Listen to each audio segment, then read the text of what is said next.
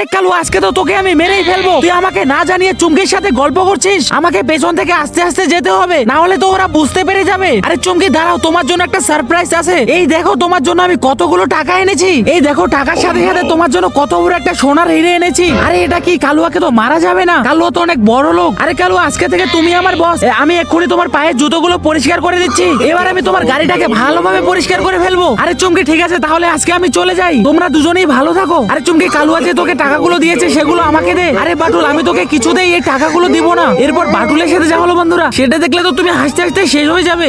এটা দেখার আগে বন্ধুরা, তোমাকে যদি বলা হয় একদিকে সামান্য কিছু টাকা, অন্যদিকে মা, তাহলে তুমি কোনটা বেছে নিবে? তুমি যদি মাকে বেছে নাও তাহলে ভিডিওটি লাইক করে চ্যানেলটিকে সাবস্ক্রাইব করে দাও, আর কমেন্টে অবশ্যই মা লিখে যাবে। আরে কালুয়া দাঁড়াও দাঁড়াও, তোমার এই টাকাগুলো তুমি নিয়ে যাও। এই টাকাগুলোর আমার কোনো দরকার নেই। ঠিক আছে তাহলে আমি টাকাগুলো নিয়েই চলে যাই। আরে চুমকি তুই এটা কি করলি? এই টাকাগুলোর জন্য আমি কতই না কষ্ট করলাম। আজকে তো চুমকি তোকে আমি মেরেই ফেলবো।